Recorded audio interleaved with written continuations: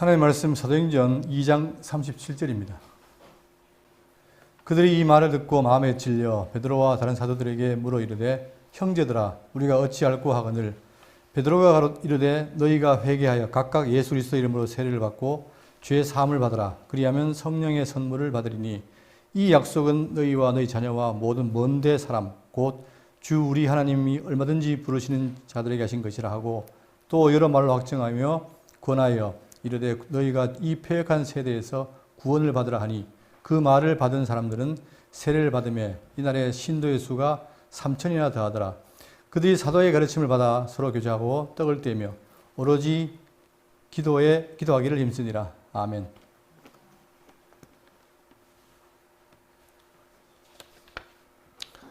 우리는 지난 시간에 베드로의 설교를 살폈습니다. 2장 14절부터 30절까지인데 베드로의 설교 내용은 다른 게 아니라 지금 방언하는 이들 모습이 구약의 요엘의 선자의 예언을 이루신 것이다 라고 하면서 두 번째로 다윗의 예언 10편 16편을 인용해서 바로 예언을 인용하면서 이렇게 예언된 대로 부활한 것은 다윗이 아니라 예수 그리스도라는 사실을 증거했습니다. 그리고 지금 현재 10편 110편의 예언 따라서 예수 그리스도는 하늘의 보좌 우편에 계시면서 약속한 성령을 보내신 분이라고 증거하면서 결국은 그 내용이 뭐냐면 이 예수, 이 나사렛 예수, 사람들이 돌에 쳐 십자가 죽였던 그 예수가 누구냐면 하나님이 주와 그리스도가 되겠다는 사실을 증거했습니다. 자, 이 말씀을 증거하니까 본문 보겠습니다. 2장 37절에 그들이 이 말을 듣고 마음에 찔려 베드로와 다른 사도들에게 물어 이르되 형제들아 우리가 어찌할꼬 하거늘. 자, 이 설교 말씀을 들었는데 그들이 마음이 찔린 거예요. 자, 왜 마음이 찔렸을까? 이유가 있습니다.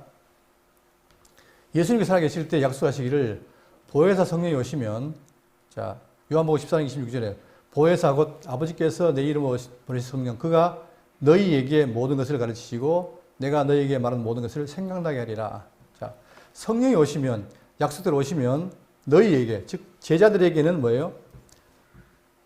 예수님이 하신 말씀을 생각나게 한다 하는 것의 말씀입니다. 그리고 16절 7절 보면은 그러나 내가 너희에게 실상을 말하노니 내가 떠나가는 것이 너희에게 유익이라. 내가 떠나가지 아니하면 보혜사가 너희에게 오시지 아니할 것이요 가면 내가 그를 너희에게로 보내리니 그가 와서 죄에 대하여 의에 대하여 심판에 대하여 세상을 책망하시리라. 죄에 대하여라 함은 그들이 나를 믿지 아니하며 의에 대하여라 함은 내가 아버지께로 가니 너희가 다시 나를 보지 못하며 심판에 대하여라 함은 이 세상 임금이 심판을 받았습니다.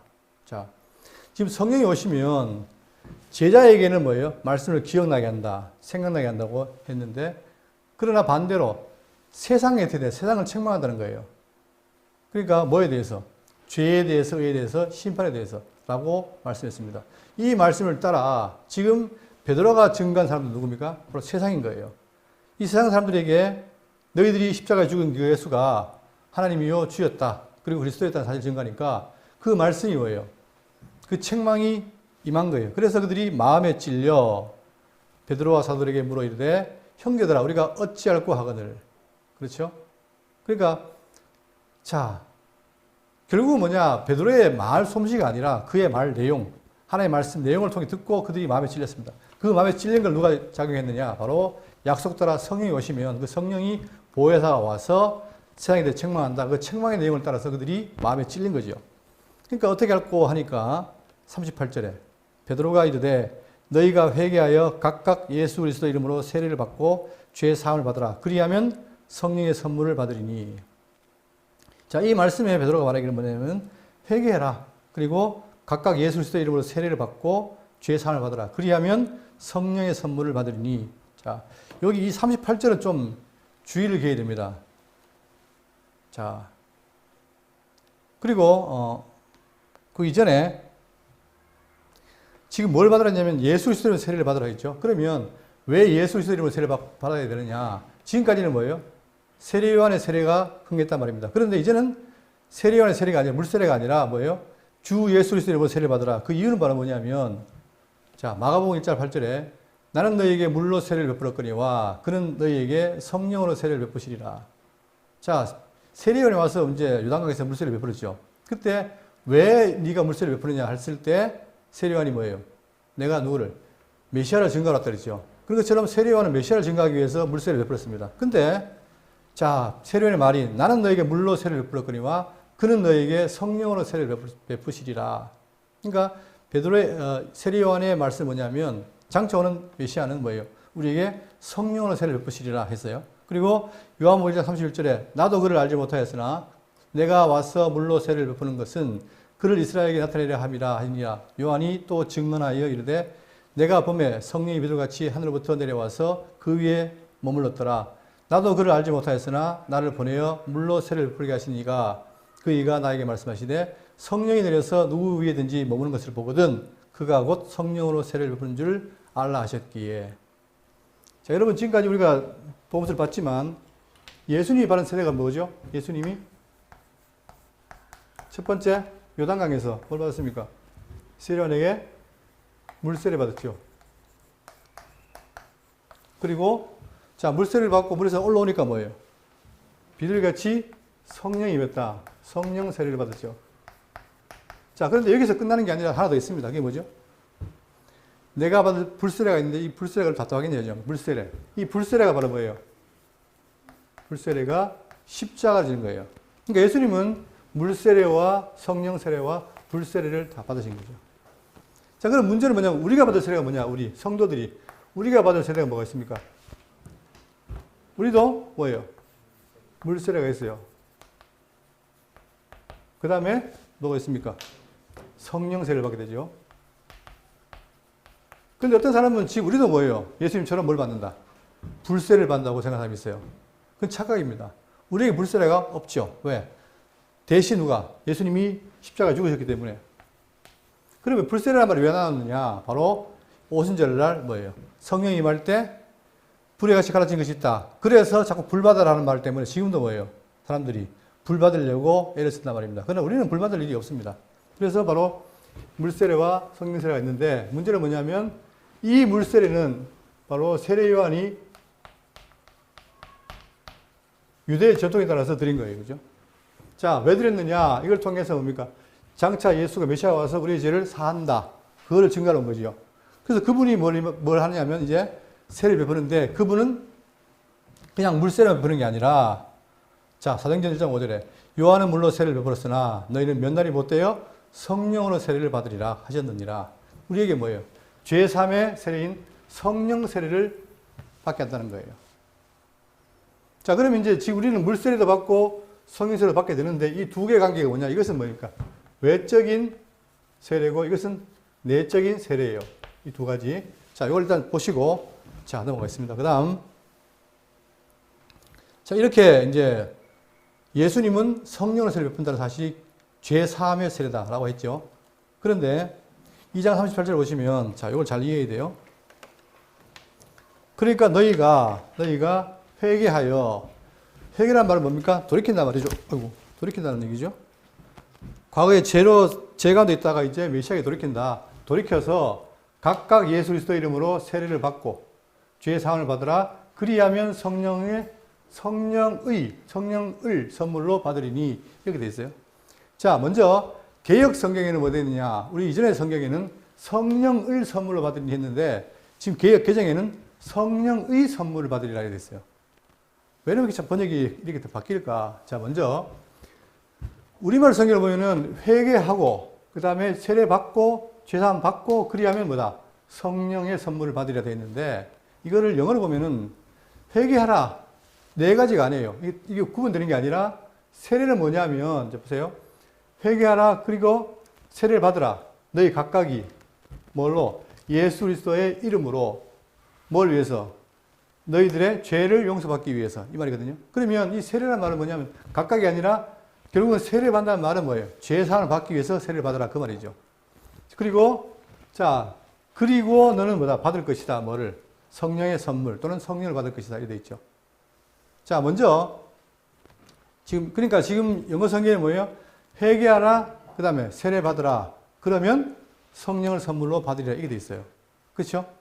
이게 자, 그러니까 지금 베드로의 말은 뭐냐면 먼저 회개하고 그 다음에 세례를 받고 그 다음에 성령을 받게 된다 이랬는데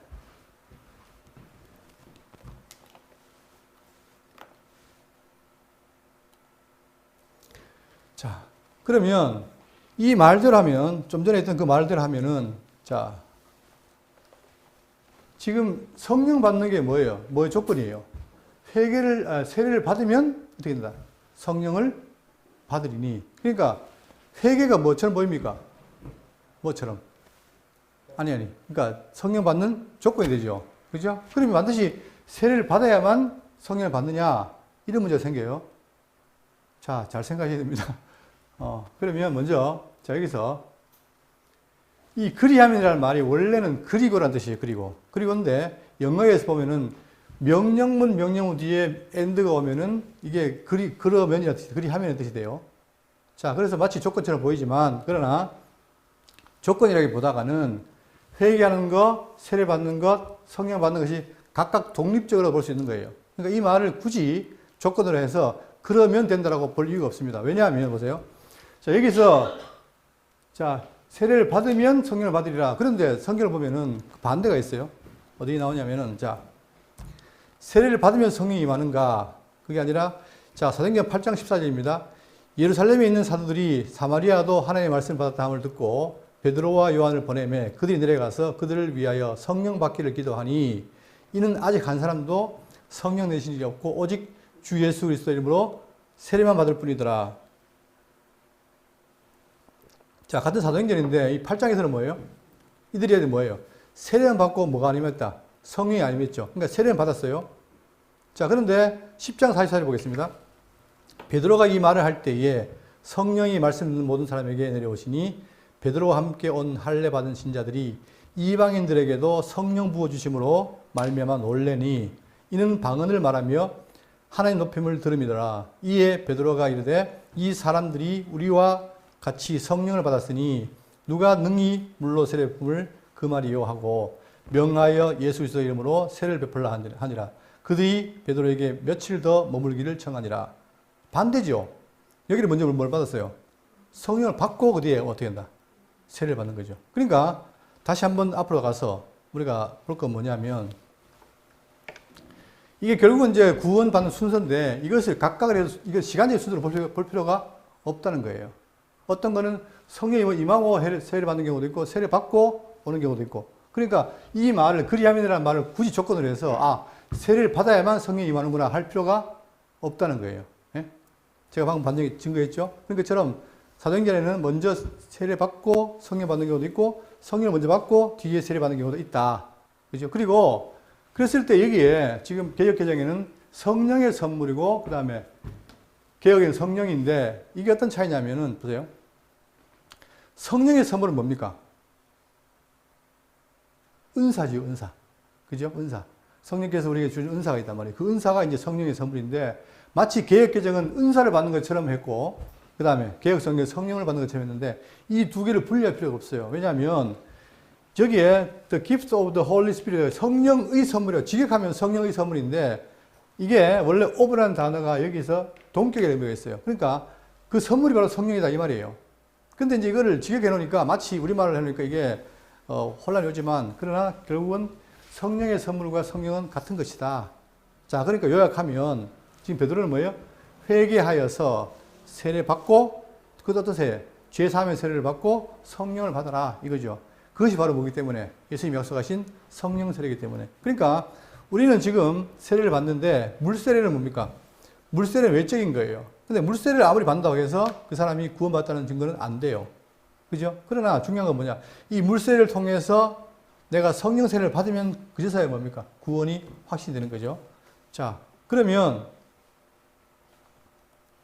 자, 베드로가 세례를 받으라는 근거는 무엇인가? 자, 여러분. 우리가 이제 11월 달 되면 뭐 지킵니까? 어떤 절기? 추수 감사절 하죠. 그죠? 그 다음에 우리가 4월 달에 부활절. 이런 걸 지키죠. 자, 그러면 이런 사람들이 뭘 생각하냐면 부활절 같은 것 또는 아니면 이 추수감사절. 특히 추수감사절은 뭐예요? 구약에 뭐죠? 우리가 지난번에 배웠던 뭐를? 구약에는 맥추절. 이 맥추절을 뭘로? 우리에게는 추수 감사절로 변경됐다. 이렇게 생각하는데 그게 아니라 맥추절은 뭡니까? 이건 율법에 의한 거예요. 율법. 구약 율법을 지키는 맥추절이지만 추수감사절은 뭡니까? 법이 아니고 그냥 교회에서 이날을 우리가 추수를 기뻐하는 날로 지내자 하는 하나의 교회가 만든 절기예요, 이게. 그러니까 이 두 개는 달라요. 다른데 사람들이 오해한다. 마치 구약의 맥주제를 신약에 와서 추수감사절로 변경시켜서 드리는 것처럼 생각하면 안 된다 이 말입니다. 자, 그러면 자 보세요. 지금 구약 백성들에게는 뭐가 있습니까? 하나님의 율법이 있죠. 이 율법을 옛 언약이라고 했어요. 자, 그러면 지금 우리가 어디 있습니까? 우리는 복음에 들어와 있죠. 그러면 복음 속에는 뭐가 있어요? 복음 뭐예요? 이걸 다른 말로 새 언약이죠. 자, 우리는 옛 언약 속에 있는 게 아니라 지금 새 언약 가운데 있잖아요. 그죠? 그러니까 새 언약 가운데 있는데 교회에도 뭐가 있습니까? 성례가 있어요. 성례.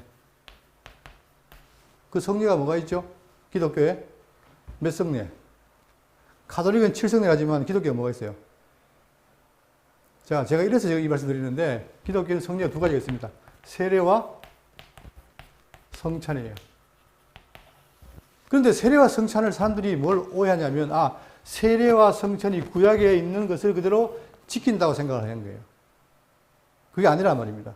그러니까 이 세례란 말은 뭐냐면 세례란 말은 물속에 들어갔다 나오는 거죠.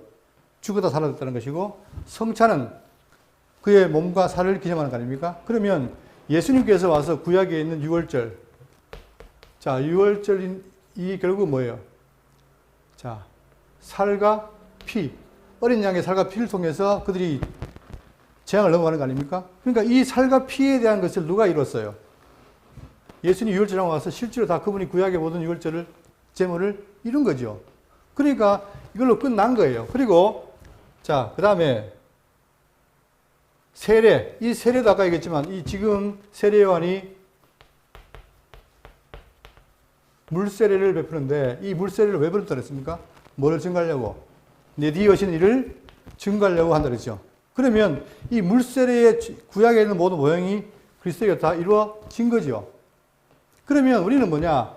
우리는 구약의 영광에 연관해서 이런 걸 지키는 게 아니라 이 성례는, 즉 세례와 성찬은 뭐냐? 다시 예수님께서 뭐예요? 누구에게? 교회에게 명령하시는 거예요. 근거가. 그러니까 우리는 구약과 관계에서 세례나 성찬을 드리는 게 아니라 뭐라고요? 예수님의 명령을 따른다. 자, 그래서 거기 보시면 마태복음 28장 18절에 우리가 지난번에 배웠지만 예수께서 나와 말씀하여 이르시되 하늘과 땅의 모든 권세를 내게 주셨으니 그러므로 너희는 가서 모든 민족을 제대로 삼아 아버지와 아들과 성령의 이름으로 세례를 베풀고, 이게 바로 뭡니까? 이게 죄사함의 성령 세례란 말입니다. 이 세례를 베풀고, 물론 물세례를 겸해서 드린 건데 베풀고 내가 너에게 분부한 모든 것을 가르쳐 지키게 하라. 볼지어다 내가 세상 끝날까지 너희와 항상 함께 있으리라 하시니라. 그러니까 이것은 뭐냐면 유일하게, 자, 구약에는 예전에 율법이 있지만 신약에는 율법이 있는 게 아니라 누가 있다? 무엇이 있다? 예수의 말씀에 따라서 세례와 성찬을 우리가 지키는 거죠. 그래서 우리가 언제요? 부활절이나 추수감사절 때 뭡니까? 세례와 성찬을 하잖아요. 그죠? 바로 그것이 거기에 있는 겁니다. 그것은 우리의 근거는 뭐냐? 예수님의 명령을 따르는 것이다. 왜? 그분의 구속을 우리가 뭐예요? 기념하기 위해서. 그죠? 그러니까 그걸 통해서 기념하는 거예요. 다른 게 있는 게 아니라. 그러니까 지금 예를 들어서 성찬을 베풀 때에 가톨릭은 뭡니까? 화채설이 돼요. 다시 말하면 떡을 먹을 때 그 떡이 뭐예요? 그리스도의 몸이 된다고 하잖아요. 그게 아니라 우리는 그냥 기념하는 겁니다. 뭘? 그리스도의 명령을 따라서 신약교회, 새언약교회에서 명령을 따라 드리는 절기다. 그러니까 이 두 성례는 중요한 겁니다. 이게 율법이 아니에요. 자, 그래서 신약교회 성례인 세례는 예언약에 근거하지 지키는 것이 아니라 새언약 아래에 있는 교회에게 제정하신 것이다. 성례는 두 분 있는데 그 하나는 뭐예요? 친히 제정하심을 따라 사용되는 외적이며 감과할 수 있는 징표이며 다른 하나는 이 징표가 상징하는 내적인 영적인 은혜이다. 그러니까 이거예요. 그러니까 우리가 성찬을 참여할 때도 실제로 뭡니까? 그분의 피를 기념하기 위해서 포도주를 마시고 살을 기념하기 위해서 뭐예요? 떡을 먹잖아요. 그건 외형적인 거죠. 그러나 외형적으로 행한다고 해서 실제로 내면적인 의미를 다 알고 있다고 볼 수 없는 거죠. 그렇기 때문에 중요한 건 뭐냐? 이 내용과 외형이 같이 일치돼야 된다. 그게 중요한 거예요. 그러니까 실제로 예수를 영접하고 세례와 성찬을 한 사람들은 의미가 있지만 그렇지 않고 필요에 의해서, 형식에 의해서 드린다는 것은 의미가 없다는 사실입니다. 다시 가시면 2장 38절에 베드로가 이르되 너희가 회개하여 그렇죠. 돌아서서 죄에서 돌아서라. 그리고 각각 예수 그리스도 이름으로 세례를 받고 이 세례는 과거의 세례 요한의 세례 물세례와 다르다는 거죠. 그러면서 죄 사함을 받으라. 그리하면 성령의 선물을 받으리니 39절에 이 약속은 너희와 너희 자녀와 모든 먼데 사람 곧 주 우리 하나님이 얼마든지 부르신 자들에게 하신 것이라 하고 자, 이 약속이란 말이 나옵니다. 이 약속이란 어디 있을까? 우리가 지금까지 배워왔지만 사도행전 1장 4절에 사도와 함께 모이사 그들에게 분부하여 이르시되 예루살렘을 떠나지 말고 내게서 들은 바 아버지께서 약속하신 것을 기다리라. 그렇죠. 이것은 약속하신 거예요. 성령은 그냥 임하는 게 아니라 다 그 약속에 의한 것인데 먼저 사도행전의 초부에 예수님 약속했고 그 다음 그 이전에 요엘서 2장 28절 내가 내 영을 만민에게 부어주리니 그리고 그때에 내가 내 또 영을 남정과 여종에게 부어줄 것이며 약속된 거잖아요. 자, 그리고 오늘 지금 38절에 성령을 선물로 받으리니 이것이 바로 약속된 것인데 이 약속된 것은 누구에게 주어지느냐? 너희와 너희 자녀와 모든 먼데 사람 곧 주 우리 하나님이 얼마든지 부르시는 자들에게 하신 것이라 하고 지금 뭡니까? 이 말씀을 듣고 있는 유대인들 너희와 그 다음에 뭐예요? 너희 자녀와 그리고 모든 먼데 사람 자, 먼데 사람이라는 게 뭐겠습니까? 유대인인데 멀리 있는 사람을 가리겠습니까? 아니면 이방인이겠습니까? 자, 그것을 성경에 말하고 있는데 이사야 50장 99절에 보시면 입술의 열매를 창조하는 자 여호와가 말하더라. 먼 데 있는 자에게든지 가까운 데 있는 자에게든지 평강이 있을지어다. 평강이 있을지어다 내가 그를 고치리라 하셨느니라. 장차 평강이 임하는데 누구에게 임해요? 먼 데 있는 자와 가까운 데 다 임한다는 거예요. 자, 이 먼 데 있는 자를 말하기를 에베소 2장 13절에 이제는 전에 멀리 있던 너희가 그리스도 예수 안에서 그리스도의 피로 가까워졌느니라. 그는 우리 화평이신지라 둘로 하나를 만드사 원수된 것 곧 중간에 막힌 담을 자기 육체로 하시고 법조문으로 된 계명율법을 폐하셨으니 이는 이 둘로 자기 안에서 한 세 사람을 얻어 지어 화평하게 하시고 또 십자가로 이 둘을 한 몸으로 하나님과 화목하게 하려 하심이니라. 원수된 것을 십자가로 소멸하시고 또 오셔서 먼 데 있는 너희에게 평안을 전하시고 그렇죠? 그러니까 지금 이 말씀 자, 이 약속 성령 받은 약속은 유대인들에 국한되는 게 아니라 자, 지금 여기 있는 유대인들 그리고 그 자녀들 그리고 또한 뭐예요? 먼 데 있는 사람이란 말은 뭐예요? 이방인을 가리킵니다. 그래서 가까운 자들은 유대인이고 멀리 자는 이방인인데 이방인에까지 약속이 임한다. 그래서 오늘 뭡니까? 우리가 대구 장로교회 이방인들 아닙니까? 우리에게도 뭐예요? 성령이 임한 거예요. 자, 그리고 이들은 누구냐면 자, 너희와 너희 자녀와 먼 데 있는 자들 누구냐면 곧 우리 주 예수 하나님이 얼마든지 부르시는 자들에게 하신 것이라. 아무나 하는 게 아니에요. 예정한 자들, 미리 작정한 자들을 나중에 부르시죠. 그런 자들만 가능하다는 거죠. 자, 그러면서 40절 또 여러 말로 확정하며 권하여 이르되 너희가 이 패역한 세대에서 구원을 받으라 하니 제가 남들은 성경 안다고 자부했는데 제가 한번 당한 적이 있어요. 당한다기보다는 좀 이렇게 굉장히 고난된 적이 있는데 어떤 분이 묻기를 패역이 뭐냐는 거예요. 패역. 여러분 패역이 뭡니까? 우리가 많이 읽잖아요. 근데 패역 그러면 패역이란 말이 좀 어렵죠. 자, 그래서 좀 분명히 알아야 될 것 같아요. 패역이란 자, 도리에 어긋나고 순종하지 아니하며 거스린 일. 그러니까 하나님 말씀 진리에 순종하지 않고 거스리는 것, 그게 패역이에요. 자, 이스라엘 택하여 키우신 하나님의 사랑과 노고에 반비례하여 하나님을 저버리고 거스리는 일에 대해서 쓰이는 것이 바로 이 패역인데 민수기 14장 33절에 보시면 너희의 자녀들은 너희 반역한 죄를 지고 너희의 시체가 광야에 소멸되기까지 40년을 광야에서 방황하는 자가 되리라. 이렇게 반역한다. 순종하지 않는다. 이 말이죠. 그리고 신명기 30장 27절 내가 너희의 반역함과 목이 곧은 것을 아나니 바로 이런 의미가 패역이라는 거예요. 그러니까 지금 보시면 자, 이 패역한 세대에서 구원을 받으라. 그렇죠. 결국은 뭡니까?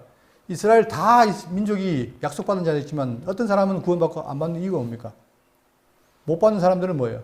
패역하기 때문에 순종하지 않기 때문에 못 받는데 지금 사도들은 뭐 여러 말로 확정해서 권해가지고 너희가 이 패해간 세대, 순종하지 않고 배반하는 이 시대에서 구원을 받아라. 구원을 받으려면 어떻게 됩니까? 그의 말씀을 듣고 순종해야 되죠. 그걸 지금 말하는 거예요. 41절. 그 말을 받은 사람들은 세례를 받음에 이날의 신도의 수가 3천이나 더하더라. 제가 어릴 때 굉장히 그 기도하기를 좋아하고 그리고 기도하면 역사를 한다 해가지고 내가 말씀을 잘 가지고 이제 증거하면은 이렇게 사람들이 변화되겠구나. 근데 웬걸 한 사람도 구원이 안 돼요. 근데 지금 여기서는 뭐냐? 3천 명이 구원받은 거예요. 그러면 아마 오늘날 개척교회 목사님들은 되게 좋을 거예요. 왜? 어떻게 하면 이제 3천 명 모을까? 그게 사람의 능력이 아니죠. 이게 성령의 역사인데, 자, 그 말을 받은 사람들은 세례를 받음에, 자, 아까 얘기했죠. 마음에 찔린 사람들은 뭡니까? 어찌할꼬 하니까 그들은 뭐예요? 베드로의 말 따라 회개하고 세례를 받는 거예요. 받음에 이날의 신도의 수가 3천이나 더하더라. 아무나 들어간 게 아니라 뭐예요? 그 말을 받은 사람들이. 그러면 여기서 3천이 되고 뒤에 가보면은 또 5천이 나오죠. 그러니까 3천명, 5천명이 이제 돌아오는 거예요. 그러면 이 3천명, 5천명이라는 것이 뭘 의미하는가? 우리가 알아야 돼요. 지금 제가 지난 말씀드렸지만 성령이 임하면 이 밑에는 안 보이죠? 성령이 임하시면 여기가 권한을 받고 예루살렘과 그 다음 뭐예요? 온 유대와 그 다음에 사마리아와 땅끝까지 증인이 되려 있잖아요. 그죠? 그럼 여기서 출발이 뭡니까? 예루살렘과 온 유대예요. 그러니까 이스라엘 그 땅을 중심으로 해서 예루살렘, 그 다음에 유다, 그리고 어떻게 돼요? 북쪽 사마리아, 그리고 온 땅끝이에요. 그죠? 그럼 이 말을 왜 할까? 지금 현재 이 예루살렘과 온 유다, 사마리아, 여기는 주로 누가 있습니까? 누가 있어요? 유대인들이 포진되어 있어요. 그리고 지금 예루살렘에 오순절을 맞아서 각 나라에 가 있던 디아스포라들이 모인 거잖아요. 그죠? 그래서 일단은 성경은 뭐예요? 이 역사는 유대인을 중심으로 시작했다가 이들이 점점 어디로 합니까? 이방으로 증거를 하게 돼요. 이방 지역으로. 그래서 최초의 교회가 어디죠? 이방 교회가. 네? 최초 이방 교회. 앞으로 배울 텐데 안디옥 교회예요. 소아시아 안디옥 교회. 이 안디옥 교회가 최초 이방 교회예요. 점점 복음이 증거돼서 이방으로 증거된단 말입니다. 자, 그러면 지금 현재 이 예루살렘에서 지금 뭐예요? 3,000명, 5,000명이 회개하고 세례를 받은 거예요. 이걸 뭘 말하는가? 제가 전에도 얘기했지만 이건 의미하는 바가 큽니다. 지금 요한계시록 해석하는 데 있어서 신천지는 자기가 14만 4천이라고 말하고 있고 각자 해석이 달라요. 그리고 어떤 사람들은 이 14만 4천 명이 12 곱하기 12 곱하기 1000에서 완전수이기 때문에 모든 구원받은 사람들을 다 포함한다라고 말하는데 저는 반대합니다. 왜냐? 바로 그것이 성경이 말하기 때문에요. 요한계시록에는 14만 4천에 대한 얘기가 두 번 나오는데 7장하고 14장에 나와요. 14장 보시면 7절 보시면 7장 4절에 보시면 내가 인침을 받은 자의 수를 들으니 이스라엘 자손 중에서 인침을 받은 자들이 14만 4천이니 그죠요? 그 다음에 그걸 끝나는 게 아니라 그러면 7장에는 뭐예요? 각 지파에 대한 12,000명씩을 쭉 소개를 해요. 그리고 끝나고 그 다음에 14장 1절을 보시면 또 내가 보니 보라 어린 양이 시온산에 섰고 그와 함께 14만 4천이 서 있는데 그들의 이마에는 자 중요한 게 뭐냐면 그들의 이마에는 어린 양의 이름이 있다는 거예요. 자 실제로 어린 양의 이름이 있겠습니까? 그 말이 아니고 어린 양의 백성이라는 말이에요. 그러면 어린 양의 백성이라는 말은 그들이 뭐 한다는 겁니까? 예수의 말씀을 따른다는 거죠. 있고 자 그 아버지의 이름을 쓰는 것이 있더라. 내가 하늘에서 나는 소리를 들으니 많은 물소리와 같고 큰 우레소리와 같은데 내가 들은 소리는 검은 고 타는 자들이 그 검은 고를 타는 것 같더라. 그들이 보호자 앞과 내 생물과 장로들 앞에서 새 노래를 부르니 땅의 속량함을 받은 14만 4천 밖에는 능히 이 노래를 배울 자가 없더라. 자, 14만 4천을 단정을 했죠. 그런데 이 사람들은 누구냐? 이 사람들은 여자와 더불어 더럽히지 아니하고 즉 음녀와 더럽히지 아니하고 어떻게 했다? 순결한 자다. 뭐래요? 약속을 지키고 말씀을 지키잖아요. 어린 양이 어디로 가든지 인도하든지 따라가는 자며 사람 가운데서 성령함을 받아 처음 익은 열매로 뭐예요? 이게 중요한 거예요. 처음 익은 열매로 하나님 거룩을 향해 속한 자들이니 그 입에 거짓말이 없고 흠이 없는 자들이더라. 결국은 바로 뭐냐면 이렇게 이스라엘 유대인들과 이방인으로 갈 때 여기 이 시점에 처음으로 익은 열매, 처음 익은 첫 열매. 그 지난번에 제가 오순절과 비교했는데 오순절이 뭐예요? 맥주절 아닙니까? 첫 열매 드린 거예요. 그러니까 그것을 기념하기 위해서 자, 그날 성령이 임했던 것처럼 성령이 임해서 뭡니까 지금 이 예루살렘과 유다와 사마리아에 뭐예요? 첫 열매를 거둬들인 거예요. 그들이 바로 유대인이고 숫자가 얼마다? 14만 4천여명. 상징이라 말할 필요가 없습니다. 그런데 대부분 여기 나오는 이것을 안 보더라는 거죠. 그래서 다시 한번 제가 말씀을 드렸고, 그러니까 이 3천 명은 약속된 뭐다? 숫자에 포함되는 사람들이었다. 자, 그런데 이 3천 명이 어떻게 한꺼번에 됐겠느냐?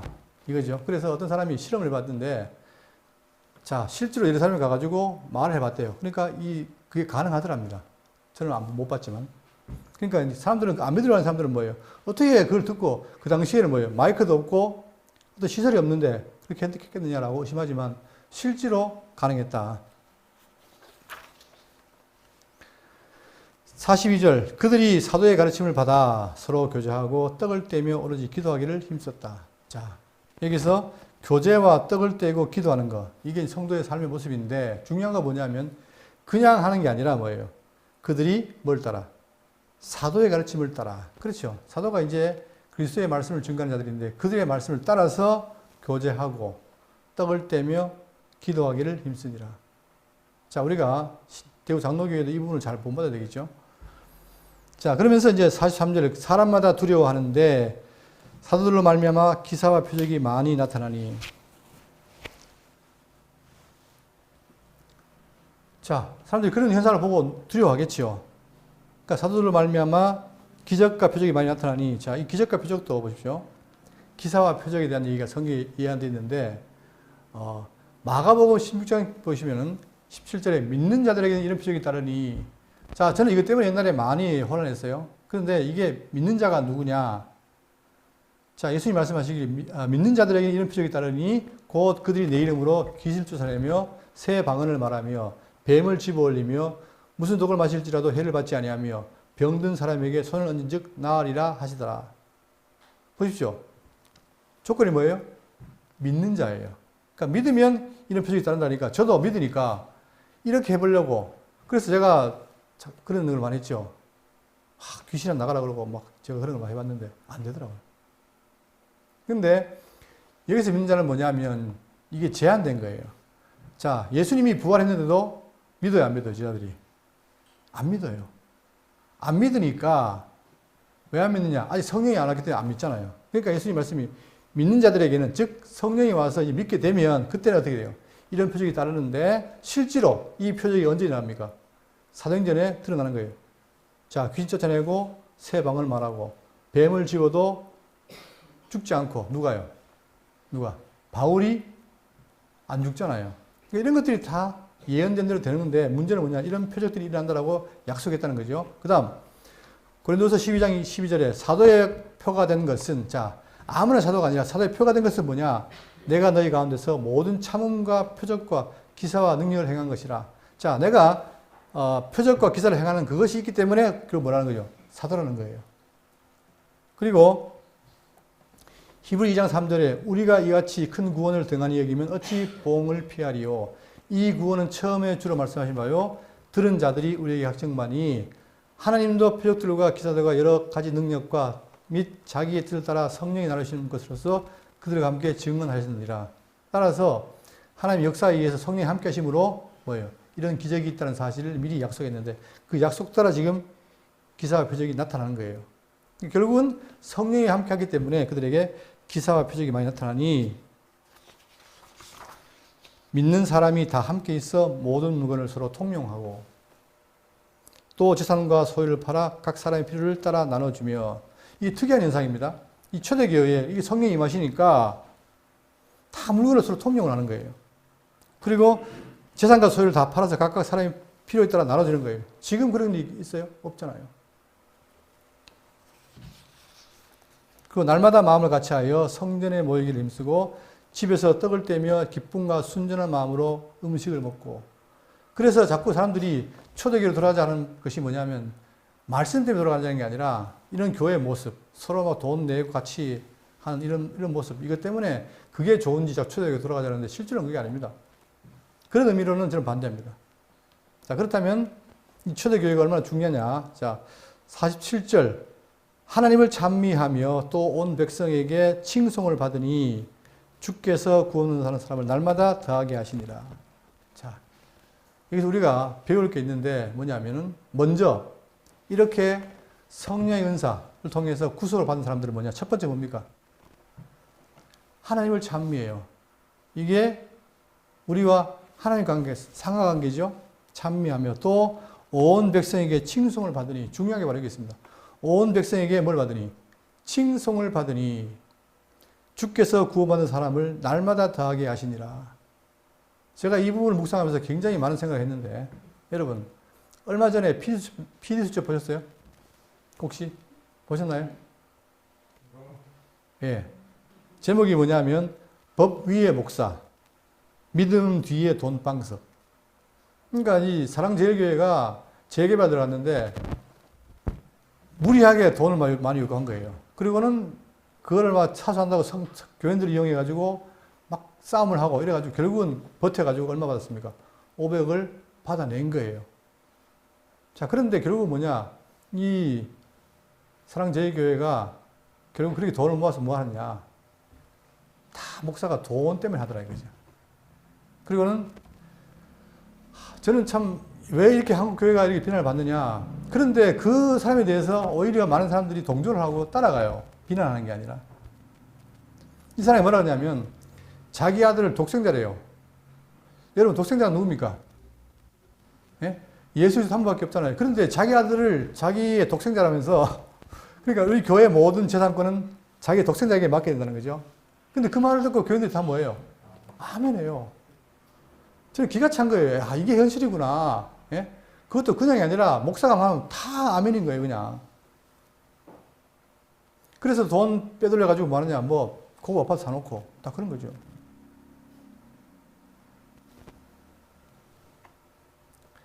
자, 우리가 좀, 지금 장로님이 이제 늙기도 하실 때 칭찬받는 교회 되는다, 얘기하시는데, 당연히 받는 게 정상입니다. 그런데 왜 그러냐, 왜 안 되느냐.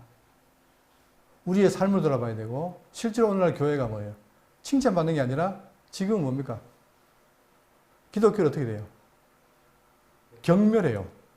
여러분, 제가 어릴 때는, 그래도 교회 장로님 그러면 사회적으로 존경받았어요. 제가 어릴 때. 아, 그러니까 이분은 장로님이구나 했는데, 지금 뭐예요? 장로님 그러면 뭐예요? 도둑놈이구나, 이렇게 한다니까. 목사도 마찬가지고. 지금 보십시오. 모든 뉴스에 나오는 게 다 이 목사들의 비일이 나오잖아요. 그만큼 교회가 뭡니까? 역할을 제대로 못하는 거죠. 그런데 이 초대교회는 어떻게 했느냐? 이 복음을 받으니까 하나님을 찬미해요. 이게 먼저예요. 하나님 은혜를 감사하고 그 다음에 온 백성에게 칭송을 받으니. 자, 이게 중요합니다. 교회가 뭐예요? 이웃에게 칭송받는 건 당연한 거예요. 그런데 왜 그럼 못 받을 것인가? 교회 속에 뭐가 없다는 겁니까? 진리가 없기 때문에 하나님에 대한 찬미도 없고 형식밖에 없고 실질적으로 자기밖에 모르는 거죠. 그리고 설사 하나님과 관계 잘 하더라도 이웃을 등한히 하는. 그래서 한동안 그랬잖아요. 강남에 있는 기독교인들이 다 망쳤다고. 강남에 있는 기독교인들이 전부 자기 이득을 그대로 지키려고 하니까 전혀 남의 베풀 줄 모르는 거예요. 이것이 바로 우리 현실인데, 그래서 참 안타깝게도 기독교가 아니라 개독교라는 말을 쓸 정도로 지금 그런 상태에 살고 있습니다. 이거는 정말 목회자인 저와 성도님들이 다 심각하게 봐야 될 문제예요. 그러면 우리가 정작 할 건 뭐냐? 그걸 회복해야 되는데, 자, 이 칭찬받은 것에 대해서 역사적인 증언이 있습니다. 그게 뭐냐면은, 여기 보시면, 그 당시에 황제가 트라이안 황제였는데, 로마 황제가, 그 황제에게 플리니우스라는 총독이 편지를 보내는 거예요. 그 편지 내용이 있는데 제가 읽어드릴게요. 자, 플리니우스는 트라이안 황제에게 편지를 씁니다. 지배자시여 의심스러운 것은 모두 당신에게 진술하는 것이 제 습관입니다. 기독교인들에 대한 소송에 저는 아직 한 번도 참석하지 않았습니다. 그래서 저는 무엇을 어느 정도로 신문해야 하는지 모릅니다. 또한 나이에 따라 처벌의 차이를 두어야 하는지 아니면 노인과 똑같이 젊은이를 다뤄야 하는지 저로서는 불확실합니다. 이 당시 로마는 뭡니까? 황제를 숭배했잖아요. 그런데 지금 기독교는 예술 숭배를 하니까 핍박하는 거예요. 그러니까 기독교를 못하게 막았잖아요. 자, 그러니까 이제 그를 경계해야 되는데, 자, 그러면서 또한 뉘우치면 죄를 용서해야 하는지, 그리스도인이었다가 이젠 더 이상 그리스도인이 아닌 자에게는 정죄가 전혀 필요하지 않는지. 그러니까 그들에게는 뭐예요? 예수 믿는 게 죄고, 안 믿는 게 뭡니까? 죄가 아닌 거죠. 그러니까 이제 거기에 대한 얘기를 하는 거예요, 지금. 자, 결국에 단순히 그리스도인이라는 이름이 비록 범죄를 행하지 않았다고 하더라도 또는 그 이름과 연관된 범죄들이 벌을 받아야 하는지 불확실합니다. 그 사이에 저는 그리스도인이라고 알려진 자들을 어느 정도 다루었습니다. 저는 그들에게 그리스도인인지 물었습니다. 그들이 시인하면 저는 그들에게 죽음의 형벌로 위협하면서 두 번째, 세 번째 같은 질문을 계속했습니다. 그들이 계속 같은 고백을 하면 저는 그들을 사형장으로 연행하게 했습니다. 그렇죠. 그 당시에 예수 믿는 게 굉장히 아주 중한 죄였어요. 그러니까 사형장으로 보냈다는 거예요. 많은 이름들을 포함하는 무명의 공소장이 제출되었습니다. 그리스도인이거나 과거에 그리스도인이었음을 부정한 자들이 신들을 부르고 당신의 화상, 즉 황제상에 향과 포도주로 제물 바치거나 그리스도를 비방하는 즉시 저는 그들을 풀어놓아줄 수 있었다고 믿었습니다. 그렇죠. 그러니까 황제에게 숭배를 하고 그 다음 뭐예요? 뭘 하면? 그리스도를 비방하면. 그죠? 산다는 거예요. 자, 그런데 밑에 보세요. 자, 그런데 이제 이 총독이 뭐냐면 그들의 모든 잘못 혹은 과오는 파란색입니다. 그들이 흔히 태양이 뜨기 전에 정한 날에 모이고 그들의 신 그리스도에게 찬양을 부르고 맹세함으로 아무런 잘못도 하지 않아요. 중요한 거예요. 아무런 잘못도 하지 않아요. 말고 오히려 강도, 약탈, 간통, 부정과 맡겨진 소유물의 횡령을 그만두기로 약속했다는 사실이 있다는 것입니다. 자기가 봐도 그들을 핍박했는데 실제로 보는 게 뭐예요? 핍박할 게 없는 거예요. 하는 건 뭐라고요? 네? 찬양 부르고 그 다음에 강도짓 하지 말고 잘못하지 말고 약탈, 간통, 부정을 하지 말아라. 자, 그리고 그들에게 있어서 관습은 서로 헤어진 후에 다시 모여 식사를 하는 것이었는데 이것은 아주 일상적이고 죄가 없는 것입니다. 그렇죠? 자기가 볼 때는 죄가 없어요. 단지 뭐예요? 예수 믿는다는 것밖에는. 근데 그들은 그 죽음의 위험을 쓰고도 어떻게 했다? 모여서 어떤 반역을 하는 게 아니라 뭐예요? 윤리적으로 착한 일을 했다는 거예요. 이게 지금 보고예요, 보고. 그러니까 전에 아마 제가 한 말씀 드렸는데 여러분 저는 기독교가 발전했다고 믿지 않습니다. 왜냐하면 점점 예수님이 오실 때가 되면 믿음을 보겠느냐? 점점 타락할 거예요. 그런데 초대교회 특히 1, 2, 3세기는 뭐냐? 이때는 순수했어요. 그때 이단도 별로 없었고 굉장히 순수해서 그들이 철저하게 뭡니까? 로마의 피박 아래서 어떻게 했다? 제자의 복음을 가르쳤는데 그 가르친 결과로 많은 책들을 보면은 뭘 말해요? 기독교인들을 이상하게 생각해요. 저놈들이 정말 무식한 놈들인데 하는 일을 보니까 너무나 놀랍다. 왜? 특히 예를 들어서 로마에 전염병이 났을 때 다 도망갔는데 어떻게 해요? 기독교인들이 와서 자기가 죽는데도 불구하고 그걸 무릅쓰고 어떻게 합니까? 다 봉사하는 시체를 치고 하더라는 거예요. 그러면서 그것도 즐겁게 하더라는 거예요. 그러니까 자기 이상한 거예요.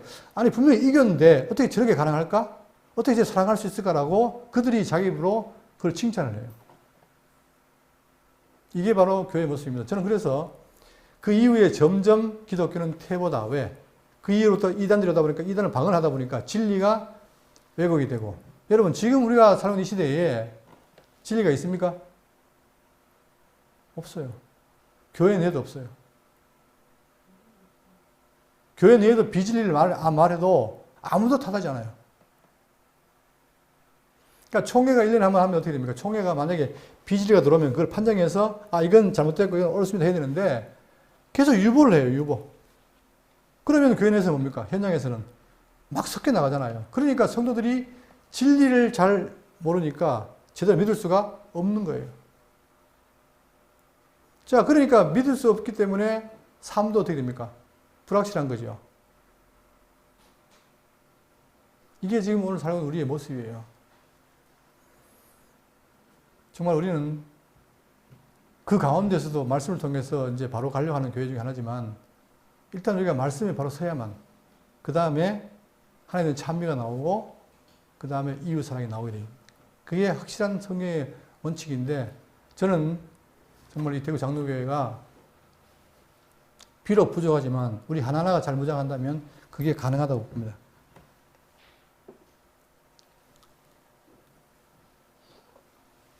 그러니까 다시 말씀드리지만 나는 하나님을 사랑하는데 이웃 사랑 안 한다? 이것은 있을 수가 없습니다. 하나님을 사랑하면 이웃 사랑이 나오게 되어 있습니다. 만약에 안 된다면 내가 하나님에 대한 뭐예요? 잘못 알든지. 그죠? 그러니까 우리가 돌아봐야 돼요. 지금 과거에 우리는 아마 에베소 교회처럼 정말 하나님에 대해서는 어느 교회를 보다가도 우리가 잘한다고 자부했을 거예요. 근데 한번 돌아보세요. 우리가 정말 이웃 사랑에 대한 것이 마음에 있는가? 없다라면 왜 그러는가? 그럼 초대교회 사람들은 바보여서 그런가? 그렇지 않죠. 그러니까 이 부분에 대해서 우리가 깊이 생각하면서 정말 하나님의 관계가 올바르고 그다음에 이웃 관계가 올바르게 돼서 이웃이 누구냐라고 다시 타다르게 생각할 게 아니라 정말 그냥 그렇죠. 그러니까 우리 교회가 이거예요. 교회가 하나님 보시기에 올바로 살면 그것이 소문이 나게 되면 그 칭찬 받는 거예요. 그죠? 그게 상식인 거란 말이에요. 근데 지금은 그마저도 없기 때문에 오로지 기독교가 자기들만 좋고 자기들만 모여서 하나님 찬송한다 그러고 이웃은 안 돌아보고 이것이 오늘날 모습이기 때문에 많은 사람들이 기독교를 지탄한다. 그것은 당연한 것이다. 근데 그 기독교를 지탄하는 그 가장 근저에는 뭐가 있냐? 진리에 대한 부재다. 이것이 오늘의 우리의 모습이라는 사실 기억하시고 자, 오늘 원래 2장을 더 해야 되는데 3장을 해야 되는데 지금 너무 지나서 여기까지 하겠습니다.